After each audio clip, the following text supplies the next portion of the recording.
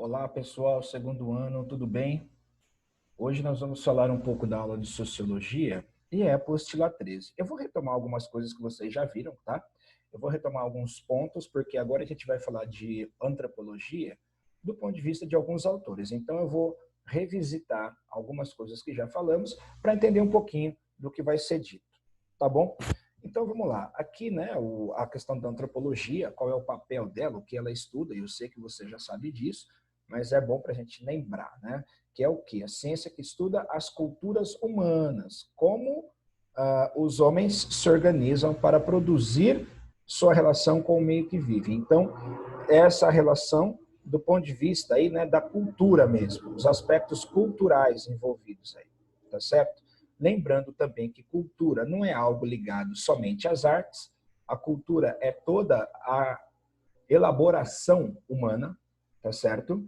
Cultura está ligada a tudo aquilo que nós podemos produzir, como exemplo que está aí, nós falamos já em algum momento, né? Que a comida, por exemplo, ela tem toda uma elaboração cultural envolvida, o que foi plantado, como foi plantado, o que vai cozinhar, como vai cozinhar, não é? Isso leva em sua composição cultura. Desta forma, o prato aí do alimento, ele carrega aspectos culturais também, como milhares de outros exemplos aí. Tudo bem? Então, essa dimensão antropológica da cultura, ela transita em todos os campos do conhecimento humano, tá? Por quê? Porque a cultura está ligada, não é, ao ser humano, ao homem. A cultura ela é inerente ao homem. Veja aí que desde qualquer momento de explosão de felicidade até aspectos religiosos você vai ter a questão da cultura. Lembrando também que ela tem a sua característica, não é? Material e imaterial, essas duas frentes aí, não é? Cultura material, cultura imaterial. E como cultura imaterial, essa questão aí, tá? Da dança, a questão da capoeira, essas questões musicais, elas levam o status aí de cultura imaterial. E cultura material é matéria, né? O que você pode tocar, o que você pode sentir aí, tá bom? Bom, a gente vê que no período do imperialismo começaram a desenvolver várias teorias a respeito da cultura, uma vez que os colonizadores levaram a sua percepção de mundo para os lugares por onde eles acabaram entrando, tá bom? Então, olha só, aí você vai ver que o que vai justificar a ideia imperialista entrando nas outras regiões do mundo é que eles vão aí fazer um bem para o mundo, né? Eles vão fazer um bem para a questão do planeta Terra, organizando, preparando o lugar, não é? Por quê? Porque as outras civilizações que eles conheciam estavam em estágio atrasado. A propósito, nem civilizações eram. Eles tratavam como selvagens. Então, o que vai justificar o imperialismo é o quê? O controle das terras, porque os selvagens, de alguma maneira, eles não poderiam dar conta de organizar as nações, de contribuir com as nações, não é?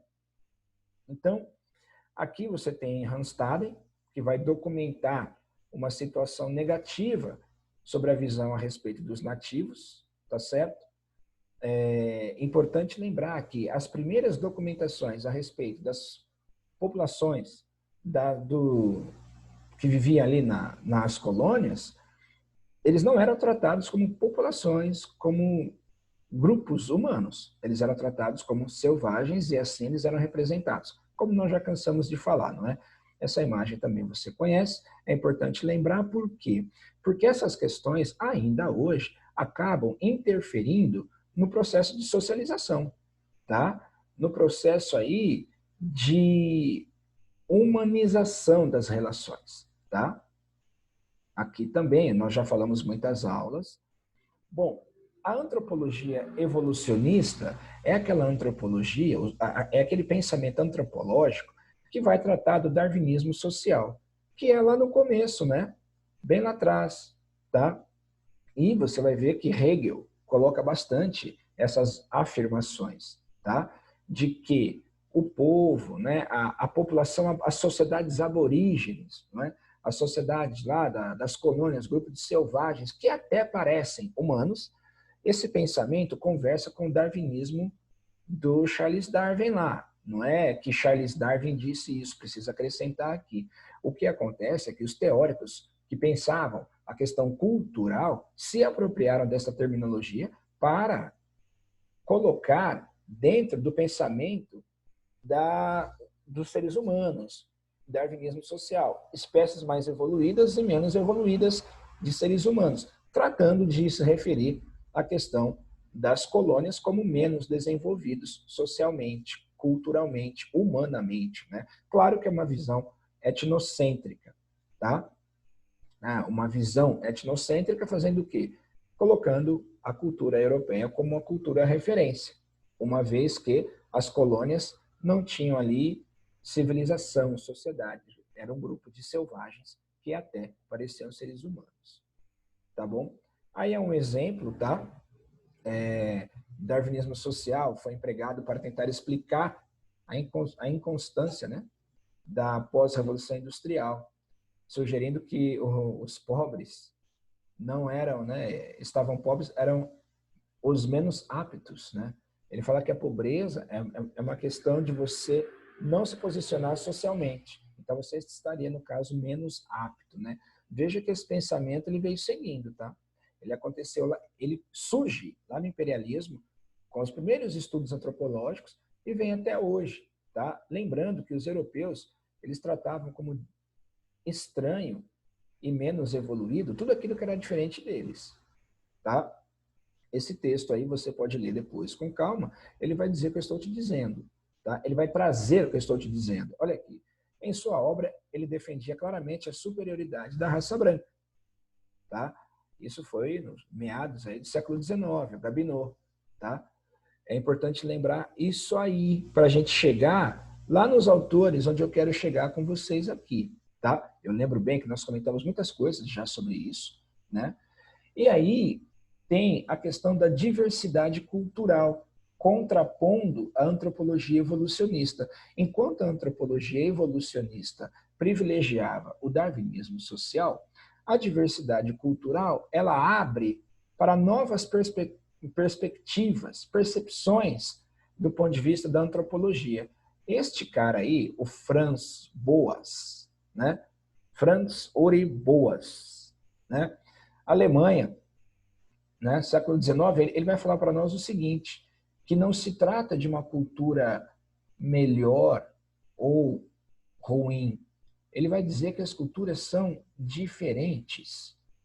Ele vai dizer que pelo fato de as culturas serem diferentes, você não pode fazer um escalonamento de melhor ou pior, porque essas culturas vão se organizar de acordo com a sua necessidade, de acordo com a necessidade do seu grupo, ou seja, de acordo com a tua realidade. Você não deve e não precisa se organizar como o outro, você deve e precisa se organizar dentro da tua realidade. Aquilo que atende o que vocês acreditam que é o melhor caminho para o processo de socialização, para o processo de organização de vida em grupo, tá? Então ele inaugura com isso a ideia de relativismo cultural, tá certo? Ele não vai falar assim, né, é um relativismo cultural, mas ele vai mostrar na escrita dele que precisamos respeitar as diferenças de produção de cultura. Ele vai explicar isso de diversas formas, citando vários exemplos, tá bom? E aí entra o Malinowski, que vai falar do funcionalismo, tá? Ele vai se apropriar do Durkheim, que fala, não é, a sociologia durkheimiana, tem aquela sociologia funcionalista, onde ele vai dizer que a sociologia ela funciona como um corpo humano. O Malinowski, ele vai se apropriar desta categoria de análise para fazer o quê? Dizer que a cultura segue o mesmo caminho. Ela se organiza, ela se desenvolve de maneira a atender às necessidades práticas dos grupos. Entende? É aí que ele vai falar para a gente. E, para terminar aí, né, o Claude Lévi-Strauss falando da antropologia estruturalista, tá? Então, nós vimos lá atrás, né, a antropologia evolucionista, tá certo? Nós vimos aqui com Franz Boas, a questão da diversidade cultural nos estudos antropológicos, o respeito a essa diversidade, ele inaugura, né, uma visão mais aberta da questão da antropologia e essa parte funcionalista. Agora, entra esse importante pensador falando de coisas estruturais, antropologia estruturalista. Então, o Lévi-Strauss, ele vai analisar a cultura a partir de tudo aquilo que não é visto. Ele vai analisar as culturas a partir de tudo aquilo que não é perceptível a olho nu. Aquilo que você não vai entender e compreender somente olhando. Ele vai trazer coisas que são a base estrutural do comportamento cultural, não é? Tanto que ele fala bastante da questão psicológica no processo. E isso é fundamental considerar, tá? Então, ele vai dizer que tem regras estruturantes da cultura que estão na mente humana. E ele vai trabalhar com essa perspectiva. Para isso, ele vai dar aí para a gente um modelo que é exatamente esse, né? Ideia de elementos não visíveis na construção de um edifício. Então, ideia de perceber os elementos não perceptíveis na produção de cultura. Esse é o caminho que leva Lévi-Strauss. Bom, importante demais você dar uma lida lá na apostila 13 e anotar as dúvidas para a gente falar um pouco sobre isso, tá bom?